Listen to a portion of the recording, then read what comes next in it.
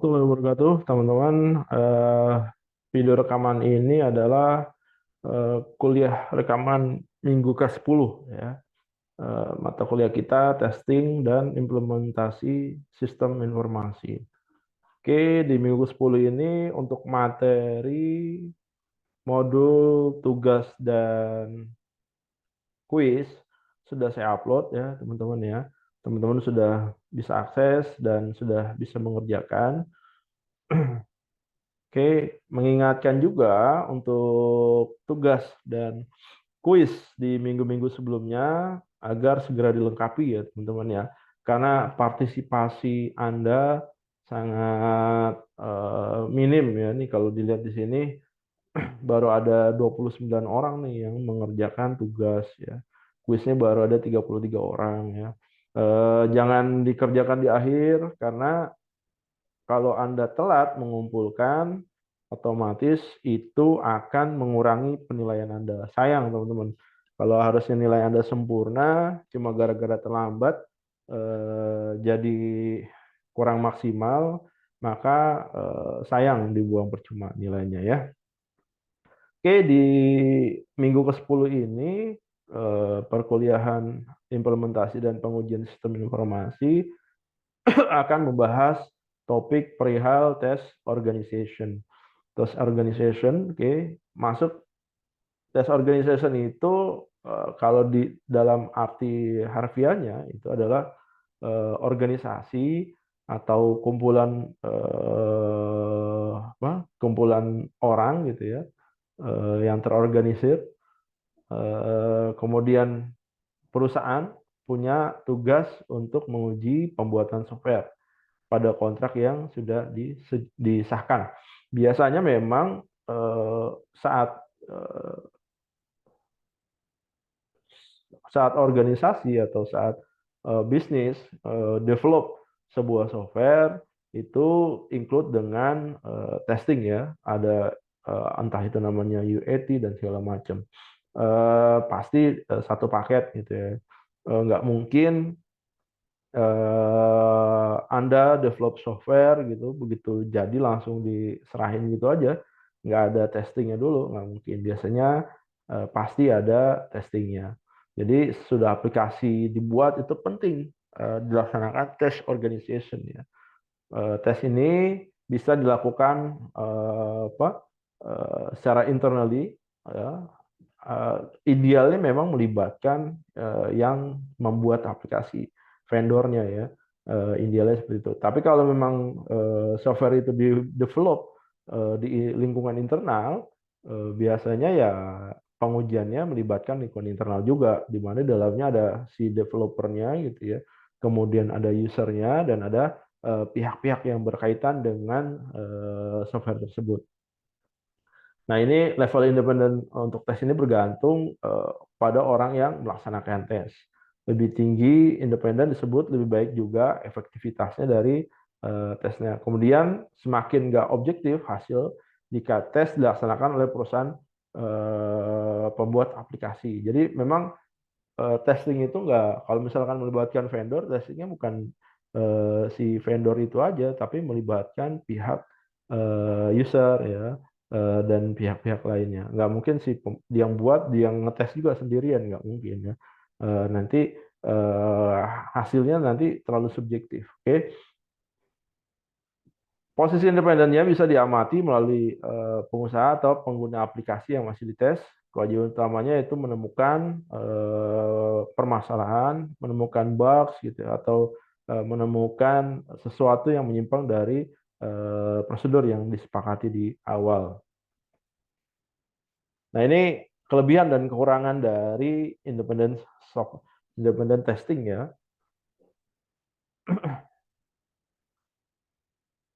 Kalau kelebihannya nggak ada bias dalam tes, ya, terutama yang berhubungan dengan biaya pembangunan aplikasi, hasilnya dia lebih objektif, kemudian waktu pengetesan dia lebih pendek, karena nggak jarang karena merasa sudah memiliki fasilitas untuk hal tersebut. Kemudian lebih memiliki personel yang ahli, ya, dan berpengalaman. Biasanya ada sertifikasi dari lembaga yang yang resmi ya.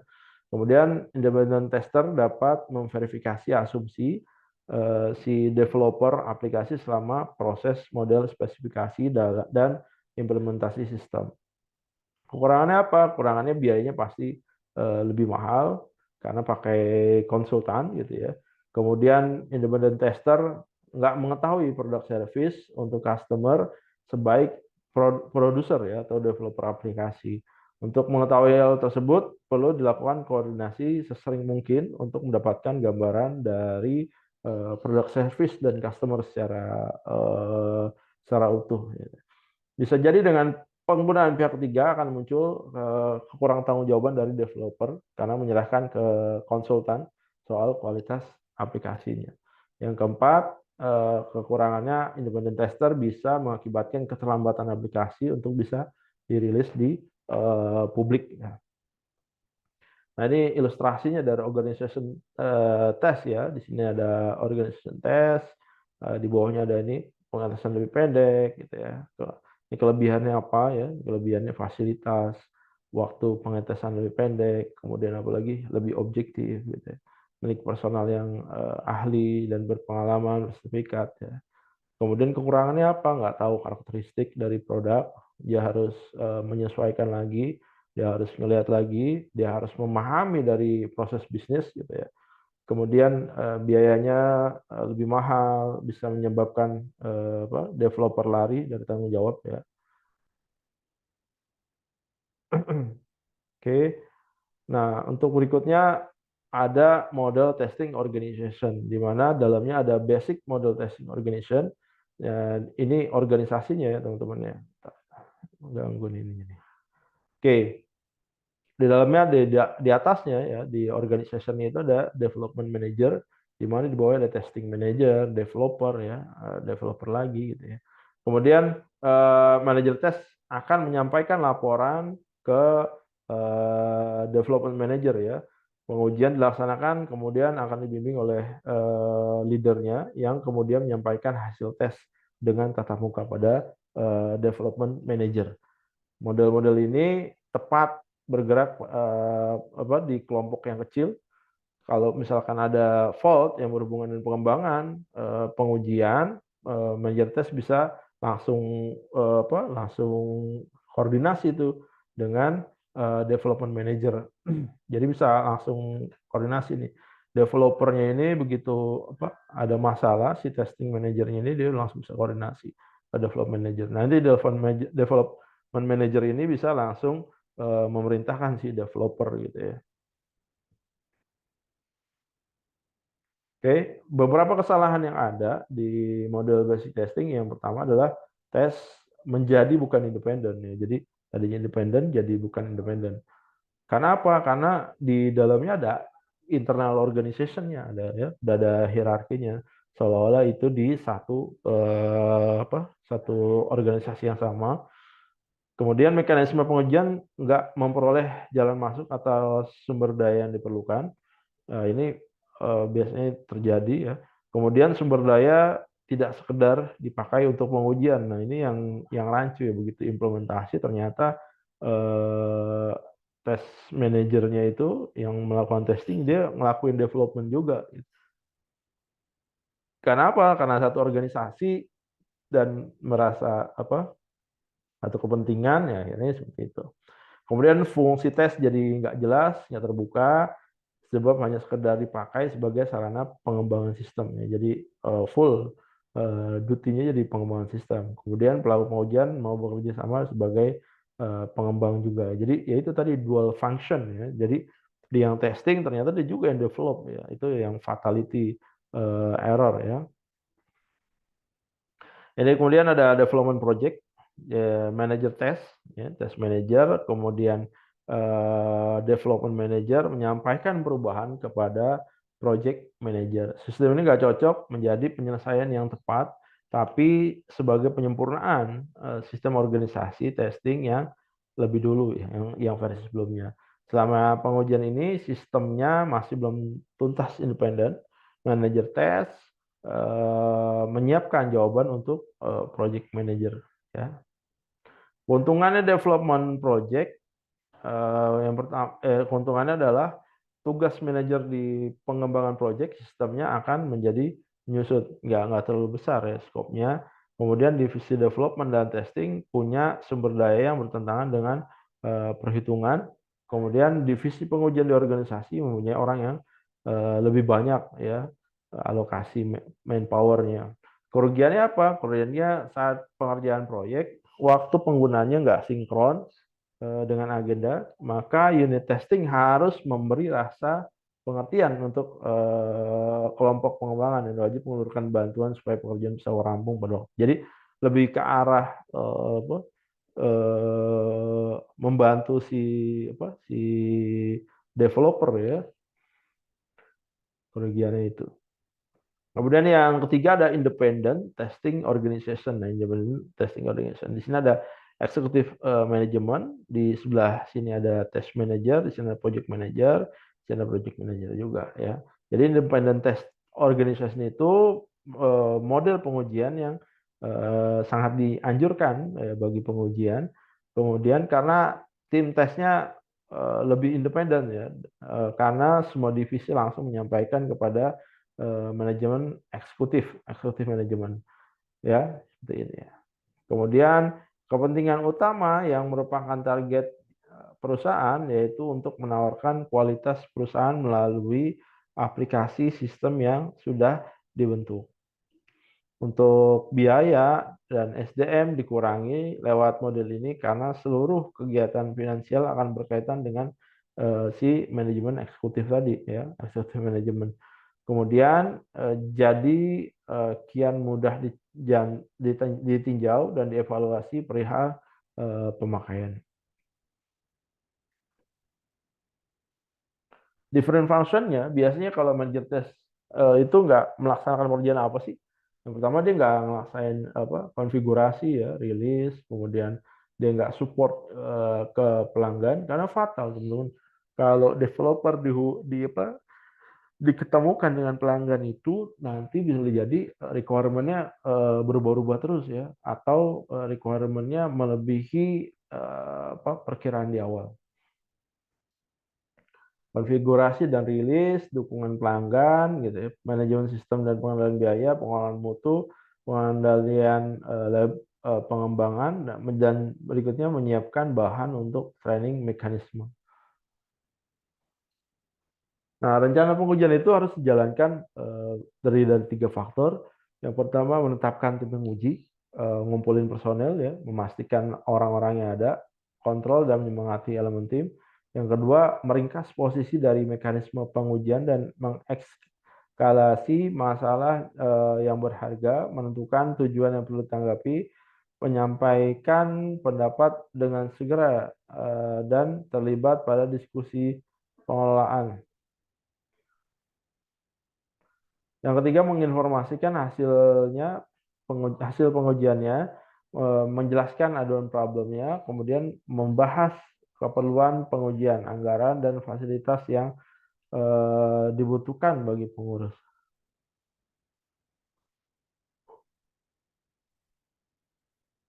Oke, ini service development group ya. Di atasnya ada executive manager, bawahnya ada development service, kemudian project manager, kemudian di sana project manager. Di mana di dalam project manager itu ada release manager, technical docs manager, komponen test manager, dan sistem administrasi.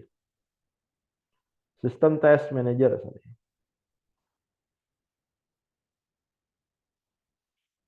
Project manager memiliki manajer yang berbeda tepat atas keterampilan di aspeknya sendiri seperti manajer rilis ya, manajer teknis dan yang lainnya. Sebagian dapat sebagian manajer proyek lainnya yang akan memegang proyek lainnya. Jadi satu orang nggak memegang satu proyek. Ada itu juga terdapat development service manager yang dikhususkan untuk menjaga kepada jasa bagi user. Jika tidak ada fokus pada aplikasi atau mainan tersebut. Oke, kemudian profitnya yaitu industri bisa menjalankan pekerjaan pada secara berbarengan ya, dan dikontrol langsung oleh manajemen eksekutif agar memperkecil resiko ya. Pada sebuah pekerjaan, pengujian terkadang terdapat beberapa aspek dan persen-persen di luar sistem pengujian yang wajib ikut berperan. Kemudian terlebih di sebuah pekerjaan tes kebanyakan ikut sertakan elemen dari luar sistem. Ada 4 cara yang bisa dilakukan. Yang pertama, mengikutsertakan perusahaan untuk menyiapkan barang untuk di project manager. Yang kedua adalah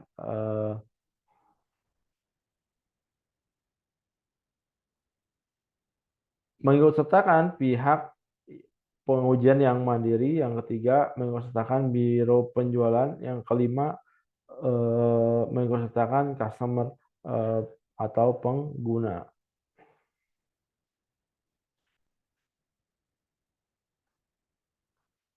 Oke, faktor utama untuk mengikutsertakan vendor dalam operasi pengujian yang pertama adalah nggak ada gantinya ya teman-teman ya. Bagian pentingnya harus diikutsertakan. Yang kedua adalah eh, tidak tergantikan. Yang kedua dia yang develop gitu ya. Otomatis knowledge-nya lebih banyak dan nggak perlu lagi ada penyesuaian. Yang ketiga adalah keterampilan.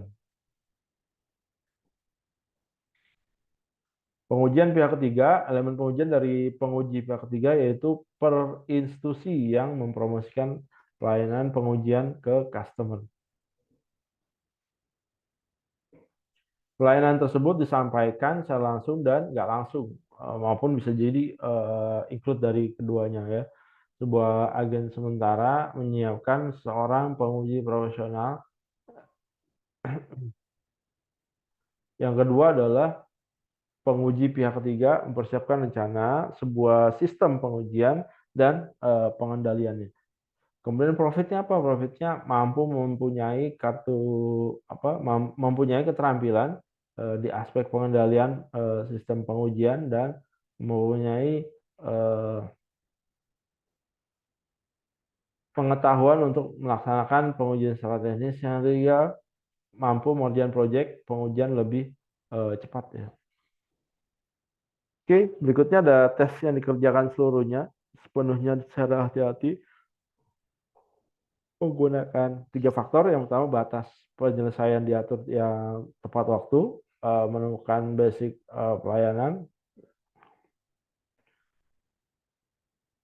Oke, yang pertama adalah 3 faktor tersebut, batas penyelesaian diatur dengan tepat, menemukan kesalahan sesegera mungkin, jangan sampai udah ke tangan customer baru ngeributin bugs ya.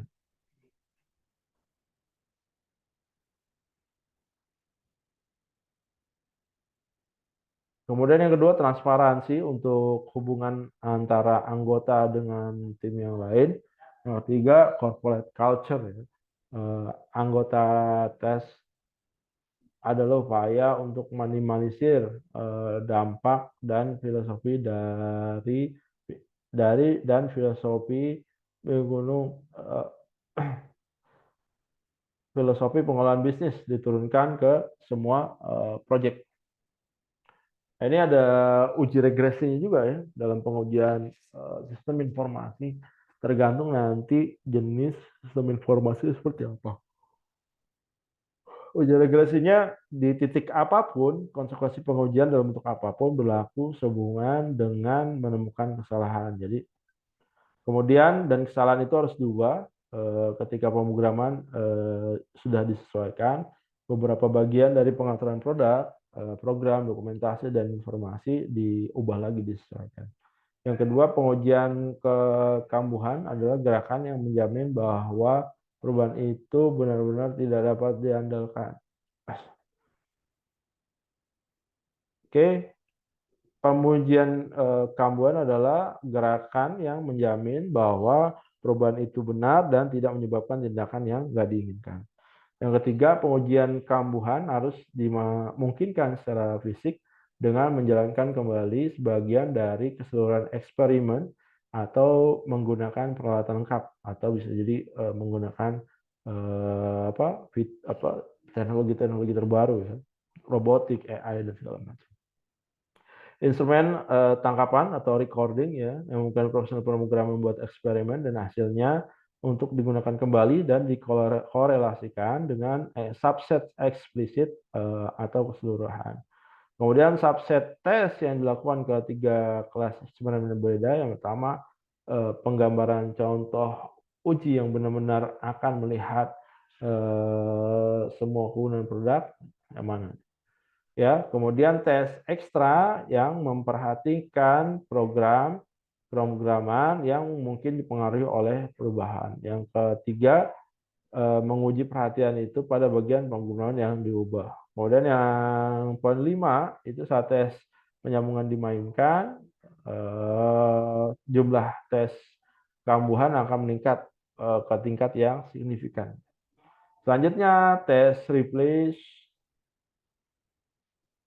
harus disesuaikan untuk menutupi kasus yang sama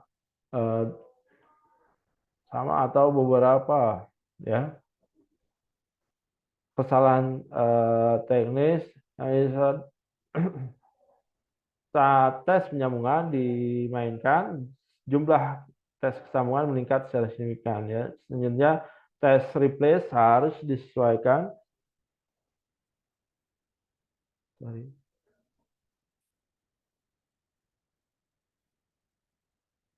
Oke. Tes replace harus disesuaikan untuk menutupi tes yang sama atau beberapa kesalahan tes. Kesalahan kelas di setiap kapasitas program pimpinan ya. Nggak masuk akal dan boros menjalankan setiap pengujian untuk kapasitas program ya ketika terjadi perubahan. Ini uji regresinya. Oke, itu teman-teman rekaman kuliah kita yang ke-10. Nanti silakan dijawab kuis dan tugasnya, jangan sampai ketinggalan. Untuk kuliah minggu depan ya, minggu ini kuliah di tanggal 9, kemudian kita akan kuliah online ya, ketemu langsung di online. Itu yang bisa saya sampaikan. Terima kasih atas perhatian dan kerjasamanya. Saya ucapkan Assalamualaikum warahmatullahi wabarakatuh.